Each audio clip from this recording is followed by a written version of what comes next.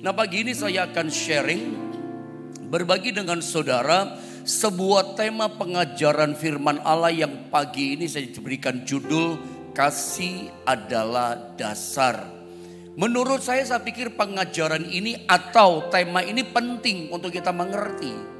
Karena saya mendapati, saya melihat ada banyak orang Kristen ternyata gak paham tentang kasih itu sesungguhnya adalah dasar dalam hidup kekristenan kita. Kekristenan kita gak pernah bertumbuh dalam Tuhan. Kita gak bisa hidup saleh, hidup suci. Kekristenan kita gak bisa hidup yang benar. Bahkan kita gak bisa matang dewasa, menjadi mempelai wanitanya Tuhan dewasa. Kenapa gak bisa? Karena kita gak memahami bahwa kasih itu sesungguhnya adalah dasar fondasi kekristenan kita. Ada banyak orang salah paham berkata dasar kekristenan kita adalah iman. Mari kita cek, mari kita lihat. Mari saya akan buktikan kepada Anda bahwa bukan iman, bukan pengharapan yang menjadi dasar dalam kekristenan kita. Dasar kekristenan kita adalah kasih. Kalau dasarnya sudah betul, maka kita membangun di atas dasar ini bisa luar biasa. Pertumbuhan, keberbuahan, kedewasaan, kematangan, bahkan menjadi mempelai wanita yang sempurna sama seperti Kristus. Itu dasarnya harus benar dan dasarnya ternyata adalah kasih. Jangan dibolak-balik, saudara ya.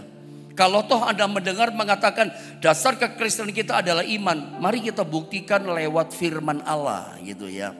Mari kita baca dulu ayatnya tentunya. Efesus pasal 3 ayat 16 dan ayat 17. Mari dua ayat ini saya pikir kita baca saja bersama-sama ya. Efesus 3 ayat 16-17 sama-sama kita baca 2 dan 3. Aku berdoa supaya Ia menurut kekayaan kemuliaannya menguatkan dan meneguhkan kamu oleh rohnya di dalam batinmu, sehingga oleh imanmu Kristus diam di dalam hatimu dan kamu berakar serta berdasar di dalam kasih. Di bawahnya saya kasih gambar love, simbol daripada kasih. Kasih itu seperti saya tunjuk panah dasar kekristenan kita. Kasih itu ayat ini katakan harus menjadi fondasi dalam kehidupan kita. Ayat ini penting untuk kita pahami bahwa perhatikan saya baca ayat 17 sekali lagi. Tolong perhatikan setiap kata kalimat yang ada. Sehingga oleh imanmu, iman kita masing-masing, Kristus yang kita percaya itu diam di dalam hatimu, diam dalam hidup kita. Dan dikatakan apa? Kamu berakar serta berdasar di dalam kasih. Perhatikanlah baik-baik kalimat yang berkata berdasar di dalam kasih. Dengan kata lain artinya adalah bahwa kasih itu adalah dasar dalam hidup kekristenan kita. Kasih itu adalah menjadi fondasi dalam kekristenan kita. Kita sama-sama tahu kalau kita bicara dasar, kita bicara tentang fondasi, kita ingat akan yang namanya rumah atau sebuah bangunan. Dan kita juga sama-sama mengerti yang namanya sebuah bangunan sebuah gedung itu kekuatannya bukan pada gentingnya atau atapnya. Sebuah gedung bangunan kekuatannya juga bukan pada dinding-dindingnya yang ada. Kita sepakat, saya pikir kita semuanya setuju, sebuah gedung itu kekuatannya ada pada dasarnya. Sebuah gedung, sebuah bangunan kekuatannya ada fondasinya. Fondasi inilah, dasar inilah yang menentukan berapa tinggi gedung ini mau dibangun, dindingnya berapa lantai. Mau 2 lantai kah, 3 lantai kah, 18 lantai kah. Tapi yang paling penting harus kembali kepada dasarnya, fondasinya. Fondasinya beres atau tidak, fondasinya bagus atau tidak. Dan saya mau katakan, kekuatan kekristenan kita yang bagaikan membangun sebuah bangunan rohani itu ternyata kekuatan kita ada pada dasarnya. Dasar kekristenan kita, dasar iman kita adalah kasih. Coba saudara lihat gambar ini. Mengapa sih mengasihi Tuhan itu penting? Kalau kita bicara di ayat tadi bahwa dasar kekristenan kita, dasar kita beriman, bertumbuh dalam Tuhan sampai dewasa, dasarnya adalah cinta Tuhan, mengasihi Tuhan. Mungkin saya bawa saudara pada pertanyaan pertama dulu untuk membuat pencerahan kita mengerti tentang tema firman Allah ini. Bahwa kasih itu dasar kehidupan kita. Mengapa sih mengasihi Tuhan itu penting? Sebagai dasar kehidupan kita. Makanya mengapa mengasihi Tuhan itu penting? 1 Korintus 16 ayat 22, ini ayat yang sangat kita kenal barangkali. Ayat ini berkata begini, siapa yang tidak mengasihi Tuhan, dikatakan terkutuklah ia, Maranatha. Jadi ayat ini berkata, kalau ada orang Kristen gak mengasihi Tuhan, dia terkutuk hidupnya. Ketika dia datang Maranatha. Maranatha itu artinya Tuhan datang kedua kali menjemput gerejanya. Begitu hari terakhir dia datang, ternyata Tuhan berkata, kamu terkutuk. Padahal kita sama-sama tahu lah ya, bahwa sejak kita percaya kepada Yesus, Yesus Kristus sebagai juru selamat kita, semua orang yang hidup dalam Tuhan Yesus Kristus, kutuk tidak lagi datang pada kita. Kutuk tidak lagi menghampiri kita. Yang datang sama kita adalah berkat-berkat Tuhan. Tetapi Alkitab katakan, meskipun kita sudah percaya pada Yesus, kita sudah hidup dalam Tuhan, tapi kalau percaya kita, iman kita kepada Tuhan, tidak ada dasar fondasinya kita cinta kepada Tuhan. Alkitab katakan apa? Siapa yang tidak mengasihi Tuhan, mungkin dia sudah percaya sama Tuhan. Kamu beriman gak sama Tuhan? Oh, saya beriman Pak Pendeta sama Tuhan. Kamu rajin ibadah, rajin ibadahnya. Kamu melayani Tuhan, rajin pula dia.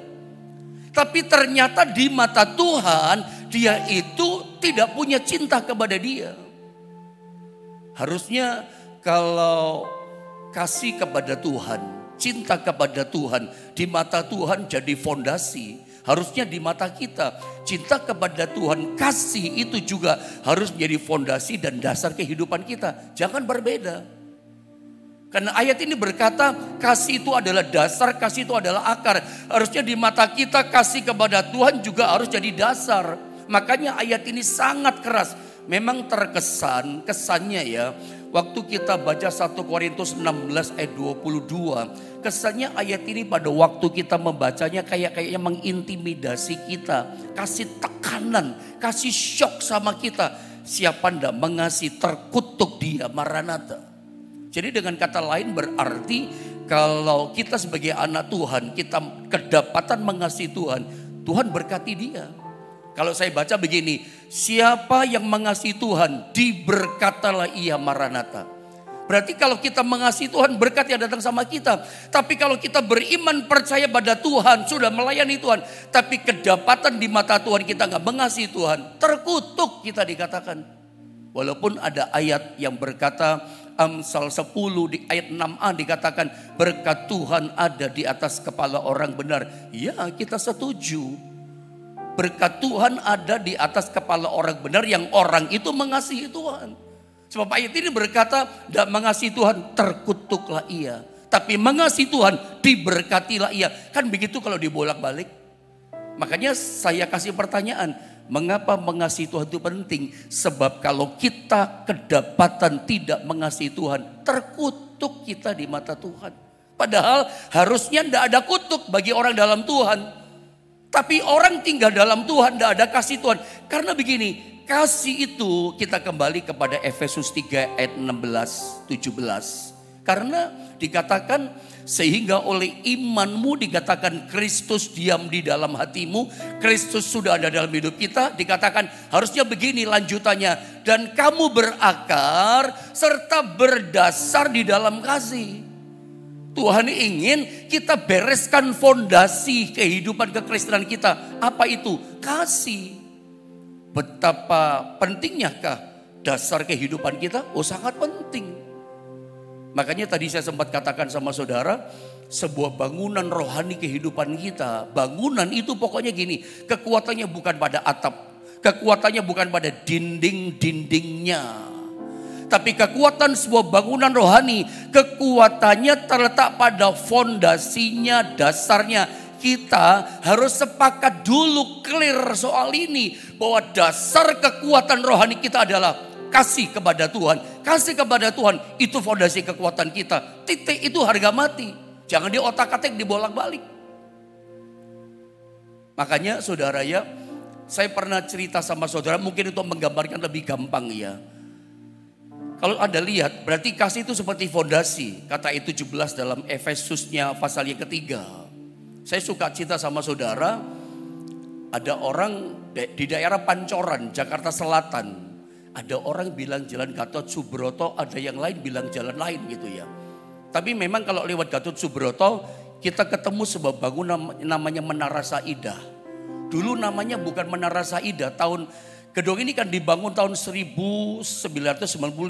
Jadi sebuah gedung tingkat 15 waktu itu.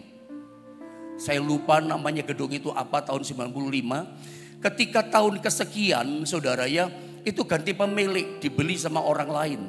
Kalau nggak salah namanya adalah Saidah Abu Bakar Ibrahim namanya, pemilik yang kedua. Makanya sama pemiliknya direnovasi, tingkat 15 jadi tingkat 28. Jadi semakin tinggi. Sama yang punya yang namanya Saidah tadi, Abu Bakar Ibrahim, itu diganti namanya Menara Saidah tingkat 28, gaya Romawi, gaya Italia yang sangat megah. Gedung ini keren. Operasi tahun 95, tapi tahun 2007 diberhentikan sama pemerintah. Tidak boleh gedung ini operasional. Kenapa? Didapati pemerintah gedungnya makin miring. Jadi makin banyak perkantoran, karena memang daerah perkantoran di situ. Banyak kantor-kantor berkantor di situ. Makin banyak makin miring. Akhirnya nggak boleh dioperasikan. Alasannya apa? Miring. Sederhana saja. Kenapa ya sebuah gedung gaya Romawi, gaya Italia yang sangat megah, tingkat 28, diberhentikan operasinya dan gedungnya miring? Bodoh-bodohan kita jawabnya. Karena fondasinya nggak beres. Saya pernah bilang sama saudara, ada satu kata-kata rohani, peribahasa rohani yang saya pikir betul. Yang mengatakan bahwa ya foundation predict the future. Fondasi kehidupan kita itu menentukan masa depan kita. Makanya sebuah bangunan itu kalau fondasinya nggak beres, fondasinya nggak betul, nggak kuat gitu ya, maka ke atasnya pasti miring, ke atasnya pasti nggak beres. Semua orang berkata, dikasih gratis tinggal di kantor situ nggak ada yang mau, tinggal di situ nggak ada yang mau. Kenapa? Miring, duduk miring. Saya suka bilang, tidak ada orang punya istri yang miring, suami yang miring, pendeta gembala miring. Mau saudara punya gembala yang miring? Tidak ada yang mau. Tuhan juga tidak mau punya umat Tuhan yang miring. Kenapa pertumbuhannya sesat, pertumbuhannya miring? Ya fondasinya nggak betul. Dasar itu penting. Dan dasar kekristenan kita ternyata mesti beres adalah kasih kepada Tuhan. Mengasihi Tuhan itu harus menjadi dasar fondasi kekristenan kita. Bukan yang lain-lain. Makanya kalau saudara temukan di Alkitab ya. Kalau gak salah dalam Mazmur pasal 3 ayat 11. Multimedia kira-kira bisa bantu gak ya buka ini. Dalam Mazmur 11 ayat yang ketiga. Mazmur 11 ayat yang ketiga. Ayat ini berkata bahwa begini. Nah ini terima kasih. Anda perhatikan ya ayat ini. Betapa pentingnya dasar. Oh sangat penting. Alkitab bilang begini. Apabila dikatakan dasar-dasar dihancurkan. Kalau dasar sudah hancur. Fondasi sudah hancur. Gak beres dan hancur. Apakah yang dapat dibuat oleh orang benar itu? Menurut saudara apa yang orang benar bisa buat? Orang benar gak bisa buat apa-apa. Sudah benar nih hidupnya. Tapi dasarnya, fondasinya udah hancur. Jadi sebetulnya dasar kehidupan kita bisa hancur. Makanya dijaga. Hidup kita tetap konsisten. Dasarnya mesti mengasihi Tuhan. Kalau kasih kepada Tuhan sudah hancur. Orang beriman, orang benar bisa bikin apa? tidak bisa bikin apa-apa. Imannya sudah nggak ada karena kasihnya nggak ada. Kasih ini kan dasarnya. Kalau kasih dasarnya udah hancur, orang beriman bisa bikin apa dengan imannya? Nggak bisa bikin apa-apa. Orang benar bisa bikin apa dengan hidupnya? Orang benar nggak bisa hidup benar lagi. Kenapa? Dasarnya hancur. Dasar kekristenan kita cinta kepada Tuhan nggak boleh hancur. Dasarnya hancur, ke atasnya hancur dong. Iya kan? Gempa bumi yang digoncangkan dasarnya. Begitu hancur dasarnya, begitu retak dasarnya goyang. Di atasnya goyang, retak, brok, hancur. Semua ditentukan dasar. Betul loh kata-kata rohani tadi. Foundation predict the future. Dasar kekristenan, kasih kepada Tuhan. Itu menentukan masa depan kita. Waktu Maranatha terkutuk kita. Kenapa? Dasarnya kita gak punya. Kasih kita udah hancur. Mari saya buktikan sama saudara. Supaya jangan mulai sekarang. Jangan ada yang terbalik-balik lagi menyampaikan. Jangan terbalik-balik lagi pemahaman kita. Pendeta, dasar kekristenan kita ya iman. Karena Anda pakai alasan Ibrani 11 ayat 1. Iman adalah dasar dari segala sesuatu yang kita harapkan. Bukti dari segala sesuatu yang tidak kita lihat. Itu kan Ibrani 11 ayat 1. Sehingga kita beralasan apa? Oh, iman itu dasar. Ini ayatnya ya, multimedia terima kasih, cekatan ya. Perhatikan ayatnya, saya baca sedikit ya. Iman adalah dasar dari segala sesuatu yang kita harapkan. Berdasarkan ayat ini saja, menurut Anda harapan dulu atau iman dulu? Harapan dulu baru iman. Padahal di bawahnya masih ada kasih. Saya buktikan saja dengan cepat supaya tidak berputar-putar. Kita lihat 1 Korintus pasal 13 ayat 1 sampai 3. Ayat-ayat ini sangat-sangat menunjukkan kepada kita bahwa cinta kepada Tuhan, kasih itu adalah dasar hidup kita. Bukan yang lain-lain. Kasih itu dasar. Terbukti ayat 1 berkata begini. Sekalipun aku dapat berkata-kata dengan semua bahasa manusia. Wah, ini orang jenius. Semua bahasa dia ngerti. Semua bahasa Jawa ngerti, Sunda ngerti, semua bahasa ngerti. Ini orang jenius banget, pintar banget. Dan bahasa malaikat, sampai bahasa malaikat ngerti, tahu juga pula dia. Tetapi jika aku tidak mempunyai kasih. Kalau tidak punya kasih dikatakan apa? Aku sama dengan gong yang berkumandang gong. Bahkan seperti canang gemerincing simbal yang dibunyikan cereng. Simbal atau gong kalau dibunyikan sendirian tidak ada gendangnya. Saya tidak ngerti ya, apalagi nama alat yang lain ya. Tidak ada gendang, tidak ada pengiring alat yang lain. Tidak ada artinya, gong gitu aja. Atau simbal drum, cereng, tidak ada keyboard, tidak ada gitar, tidak ada bass.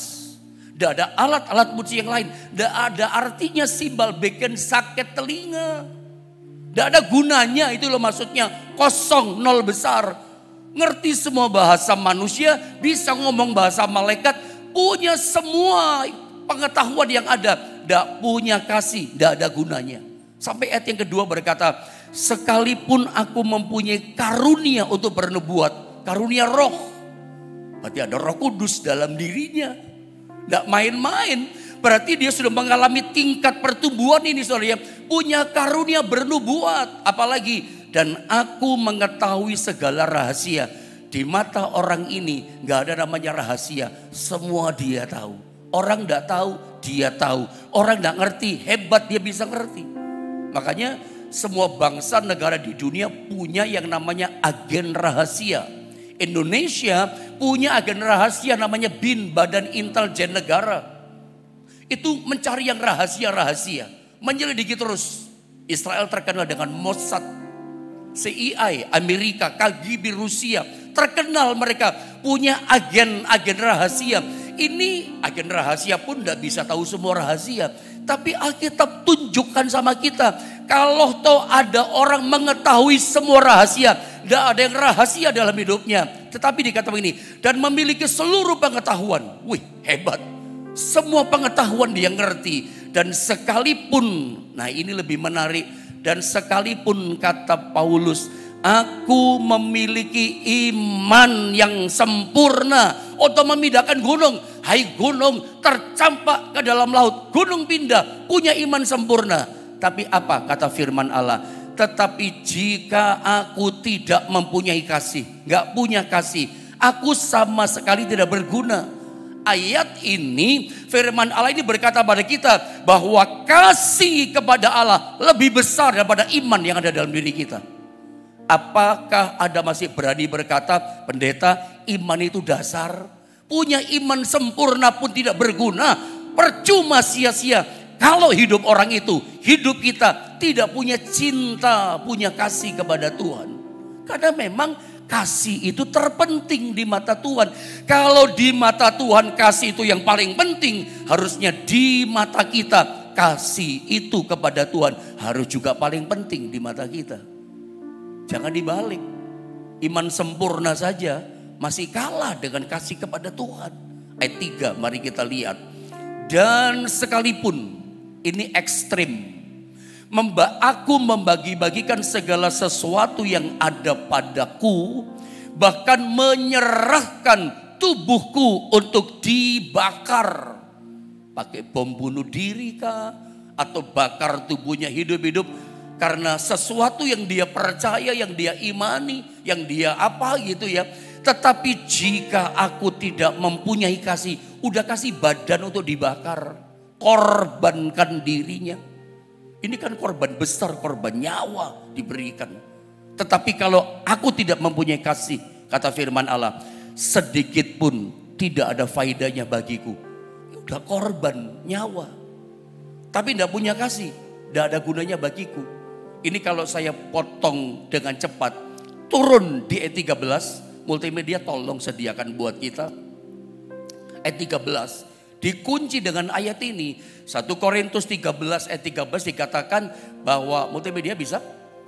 Demikianlah tinggal ketiga hal ini. Perhatikan, yaitu apa saudara? Iman, kedua pengharapan dan kasih. Sama-sama kita baca dong kalimat berikutnya, kata dan itu ya. 2, 3, bacain di rumah. Dan yang paling besar di antaranya ialah apa? Kasih. Ada iman, pengharapan, kasih. Dan yang terbesar, yang paling besar, Alkitab katakan, firman Tuhan katakan adalah kasih. Sebab pada waktu Maranatha Yesus datang kedua kali, waktu kita terutama tinggal bersama dengan Tuhan di sorga selamanya, yang namanya iman tidak ada lagi. Sebab yang kita imani tergenapi, pengharapan kita berjumpa dengan Tuhan, tidak ada lagi pengharapan. Iman, pengharapan sudah tidak ada, yang ada cuma satu, kasih. Kasih kepada Tuhan itu kekal selama-lamanya. Kasih kepada Tuhan tidak bisa lenyap. Kasih kepada Tuhan tidak bisa sirna. Iman habis, pengharapan lenyap. Kasih tetap sempurna, tetap adanya. Makanya yang terbesar di antara iman, pengharapan, kasih adalah kasih. Masih beranikah kita berkata bahwa dasar kekristenan kita adalah iman, pendeta? Kasih dasarnya. Makanya dasar ini mesti dijaga, tidak boleh hancur. Sebab kalau dasar dihancurkan, orang benar gak bisa hidup benar. Orang yang cinta kepada Tuhan gak bisa lagi cinta kepada Tuhan. Kalau kita udah dasarnya hancur, bagaimana bisa bertumbuh? Kalau dasarnya udah hancur, apa yang kita bisa mau buat sebagai orang Kristen? Kita gak bisa bikin buat apa-apa. Kita gak punya power, kita gak punya kekuatan. Karena kekuatan kekristenan kita adalah digerakkan karena kita cinta kepada Tuhan. Kalau gak cinta sama Tuhan, bagaimana kita bisa bangun pagi-pagi seperti ini? Itu mungkin hanya sekedar disiplin rohani buat kita. Ada satu ayat coba saya bagi sama saudara. 2 Korintus 5 ayat 14. Ini perkataan lagi-lagi daripada Paulus kepada jemaat di Korintus. Ini sharingnya. Kesaksian Paulus berkata begini. Sebab kasih Kristus yang menguasai kami. Dan seterusnya. Terjemahan lain, sebab kasih Kristus yang menggerakkan kami, kompel menggerakkan. Jadi yang bisa membuat kita maju, yang membuat kita bertumbuh, membuat kita menjadi orang Kristen yang murah hati, punya yang namanya generosity, kemurahan hati yang menggerakkan kita. Penggeraknya kita adalah kasih Kristus yang menguasai kami. Dinamonya, dinamisatornya terus bergerak terus. Yang menggerakkan kita adalah kasih Kristus, kasih kepada Tuhan. Paulus bersaksi bahwa kasih Kristus itulah yang menguasai kami. Kasih Kristus itulah yang menggerakkan kami. Penggeraknya kasih Kristus. Paulus berkali-kali dia dianiaya, karam kapal, pernah dicambuk, pernah didera, pernah di stoning, dirajam sama batu. Sampai orang berpikir dia sudah mati. Tapi apakah Paulus berhenti melayani Tuhan? Apakah Paulus kecewa dengan Tuhan? Tidak. Kenapa? Ada penggeraknya dalam diri Paulus. Apa penggeraknya? Kasih Kristus. Dia punya dinamo yang tidak pernah berhenti. Cinta Tuhan, mengasihi Tuhan, cinta Tuhan, mengasihi Tuhan. Derap langkahnya Paulus itu karena cinta Tuhan. Meskipun alami aniaya, pagi hari ini kalau dinamo itu bergerak, cinta Tuhan, mengasihi Tuhan, fondasi dasarnya terus ada kuat dalam hidup kita. Meskipun Anda alami aniaya, Anda mengalami namanya downgrade ekonomi, Anda mengalami terkapar sakit tubuhmu di rumahmu, di tempat tidurmu, atau di rumah sakit engkau terkapar sedang mendengar firman Allah ini. Saya yakin dalam nama Yesus, selama ada kasih Kristus dari dinamo menjadi dasar kehidupanmu, engkau tidak pernah berubah, tidak pernah kecewa sama Tuhan. Anda gak ada protes. Berhari-hari ini Tuhan taruh kata ini di hati saya, stop protes sama Tuhan. Saya rasa kalau orang cinta sama Tuhan, saya pikir gak mungkin dia protes. Karena dia tahu itu proses yang Tuhan izinkan terjadi dalam hidupnya. Jadi saya ulang, sebuah bangunan rohani yang paling penting adalah dasarnya. Kalau dasarnya udah beres, udah betul, maka bangunan yang setinggi apapun bisa dibangun. Ibaratnya kalau dasarnya cinta sama Tuhan, apapun yang terjadi dalam pertumbuhan kehidupan kita, makin tahun, makin ke atas, makin bertambah hari, apapun terjadi, tidak pernah berubah kita. Tetap kita cinta Tuhan. Saya bawa saudara pada statement ini. Coba lihat gambar ini. Bapak ibu saudara yang dikasihi Tuhan, kalau kita datang kepada Tuhan, seperti pagi ini misalnya, doa pagi setiap jam 5 pagi, kita datang sama Tuhan. Kalau itu hanya didorong sebatas karena begini, disiplin rohani. Saya mau tanya, datang ibadah doa pagi, datang ibadah setiap hari Minggu Anda ibadah atau ikut melayani Tuhan di gereja Anda masing-masing. Dan Anda melakukannya itu hanya sebatas begini, disiplin rohani. Bukan sebatas gini, karena digerakkan oleh penggerak dinamonya namanya cinta kepada Tuhan. Pertanyaan saya begini, apakah Tuhan bisa menikmati kehadiran kita atau tidak? Apakah Tuhan bisa menikmati pelayanan kita atau tidak? Menurut saya Tuhan gak bisa menikmati. Sebab pada waktu kita datang mendengar firman, datang beribadah, memuji, menyembah, kita datang di rumah Tuhan ikut terlibat dalam pelayanan. Waktu kita melakukan itu semua hanya sebatas disiplin rohani. Anda tahu artinya disiplin rohani? Disiplin rohani itu artinya begini, suka gak suka, pokoknya aku mesti ibadah hari Minggu. Kayak dinas pekerjaan. Sesungguhnya kalau kita suruh milih di rumah santai, suruh sama bekerja di kantor, kita pilih di rumah santai. Saya kasih tahu saudara, dengar baik-baik. Tubuh kita, daging kita, ini saya tepuk keras-keras daging saya. Daging saya, daging saudara, ini sebetulnya gak suka sama Tuhan kalau ada tahu. Gak suka daging kita datang sama Tuhan. Tapi kita mulai pakai namanya disiplin rohani. Kamu suka gak suka, pokoknya Minggu datang sama Tuhan. Suka gak suka, pokoknya aku tiap jam 5 pagi mesti bersekutu datang sama Tuhan. Tidak ada yang salah dengan disiplin rohani. Tidak ada yang salah, tidak dosa dan tidak salah. Ada positifnya, tapi saya gak bicara area itu. Tidak ada yang salah sih. Pokoknya gini kita berkata sama daging kita. Daging ini kan gak suka sama rohani. Daging ini gak suka sama Tuhan. Tapi kita berkata begini, disiplin rohani. Suka gak suka, pokoknya tiap Jumat kamu mesti puasa. Suka gak suka, pokoknya tiap Minggu mesti ibadah. Ada bagusnya sih disiplin rohani. Tetapi pertanyaan saya, kalau saben kali kita datang dan datang ibadah tiap hari Minggu, datang tiap pagi jam 5 pagi, atas dasar sebatas hanya disiplin rohani, meskipun kamu gak suka, tiap pagi jam 5 mesti datang sama Tuhan. Apakah Tuhan bisa menikmati kehadiran ibadah kita? Apakah Tuhan bisa menikmati kehadiran kita waktu kita menyembah Tuhan? Yang kita kerjakan hanya sebatas disiplin rohani kita. Mendisiplin, menekan daging kita. Tidak ada yang salah sih. Tapi pertanyaan saya, apakah Tuhan menikmati kehadiran kita? Saya rasa tidak. Suami istri, dewasa sedikit lihat gambar ini. Kalau seorang istri dia melayani suaminya hanya sebatas aku istri kok. Disiplin gitu. Bentuk sebatas disiplin secara jasmani. Sediakan kopi buat suaminya. Apalagi sediakan sarapan buat suaminya. Apa keperluan suaminya dia sediakan, dia siapkan semua. Karena dia merasa ini adalah kewajibanku sebagai istri. Dasarnya bukan karena aku cinta sama suamiku, aku mengasihi suamiku. Dia siapkan sarapan si istri, kasih minum kopi si istri kepada suaminya atas dasar kewajibanku sebagai istri. Saya mau tanya, hubungan pernikahan ini apakah suaminya bisa menikmati hubungan dengan istrinya atas dasar kewajiban, disiplin, bukan atas dasar cinta kasih sebagai suami istri? Pernikahan ini tidak akan sehat, gampang hancur. Kenapa? Fondasinya salah. Menikah itu dasarnya adalah saling mengasihi. Berangkatnya dari hati yang mencintai. Menikah kalau dasarnya bukan dari hati yang mencinta, cilaka ke depan, rapuh, hancur.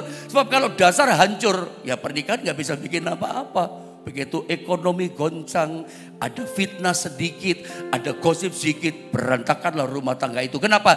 Dibangunnya fondasinya bukan hati saling mencintai. Cinta kepada Tuhan, cinta kepada pasangan. Dasar itu. Makanya saya ulang ya.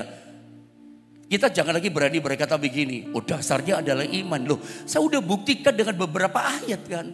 Mari kita lihat kasus ini. Jemaat di Efesus. Itu ternyata melakukan semuanya kepada Tuhan. Itu ternyata sebatas disiplin rohani. Mari saya buktikan. Saya dengan cepat baca ayat ini ya.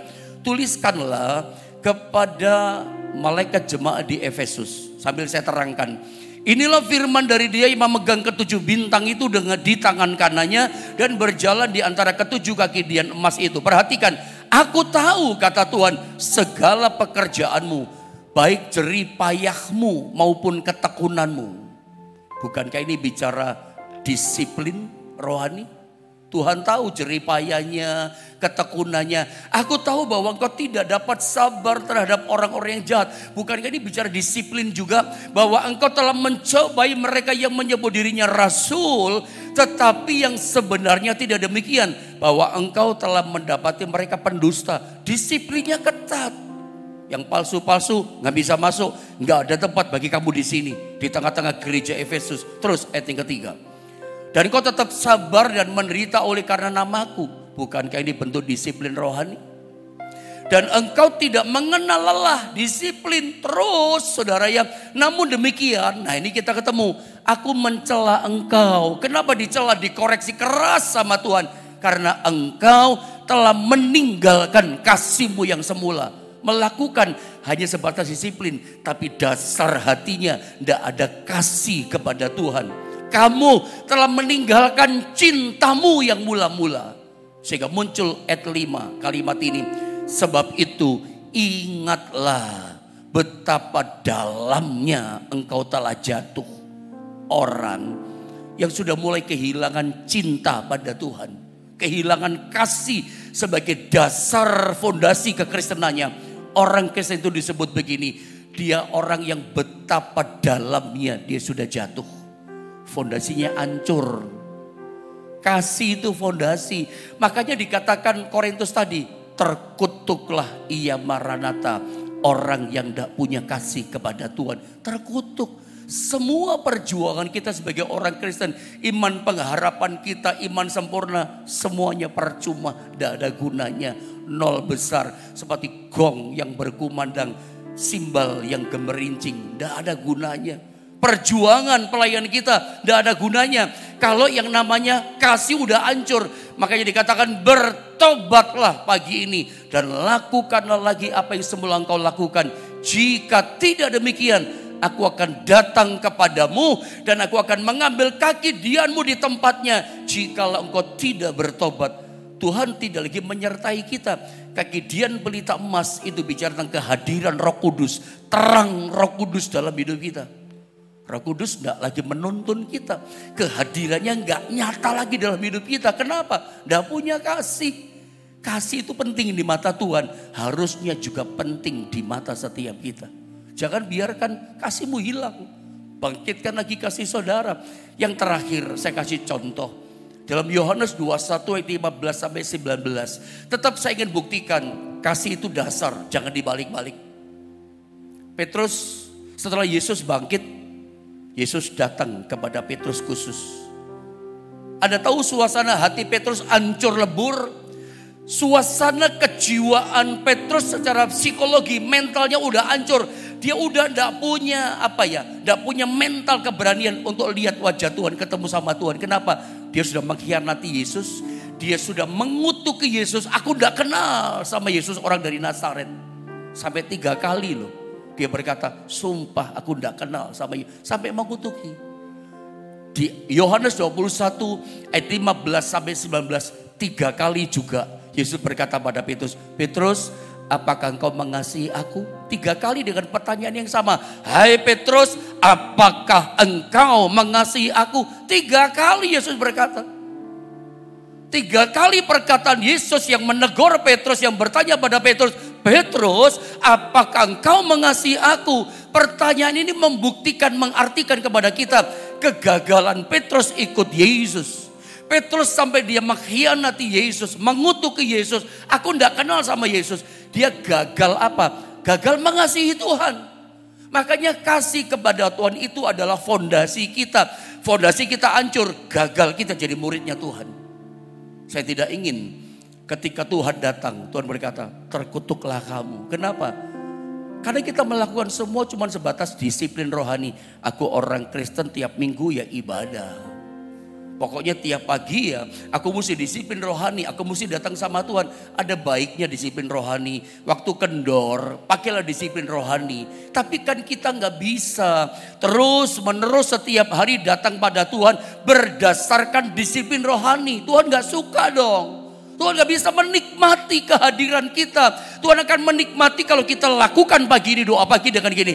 Aku datang doa pagi jam 5 pagi karena aku mengasihi Tuhan. Aku cinta pendeta sama Tuhan. Kecintaan kita pada Tuhan membuat kita 4:30 pagi sudah bangun. Kita persiapkan diri kita. Jam 5 kita sama-sama datang menyembah. Penggeraknya, dinamonya, dasarnya, fondasinya adalah aku mengasihi Tuhan. Saya berdoa kasih Tuhan dipulihkan ada pada setiap kita. Karena ternyata penting kasih kepada Tuhan. Itu dasar fondasi kekristenan kita. Tidak boleh hancur. Kalau sudah hancur kita orang Kristen tidak bisa bikin apa-apa. Tidak bisa maju dalam Tuhan. Saya berdoa kasih dari sorga, kasih dari Tuhan memenuhi setiap kehidupan kita.